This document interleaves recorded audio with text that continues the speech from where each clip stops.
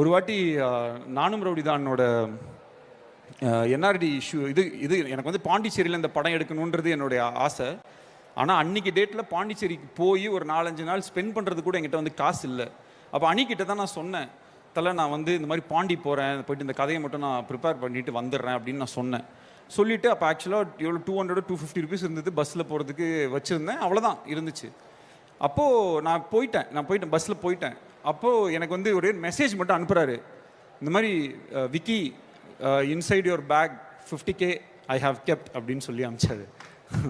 அன்னி உங்களுக்கு ஞாபகம் இருக்கான்னு சார், அன்றைக்கி வந்து 50,000 ரூபாய் பணத்தை எனக்கே தெரியாமல் என் பேக்கில் வந்து வச்சுட்டாரு.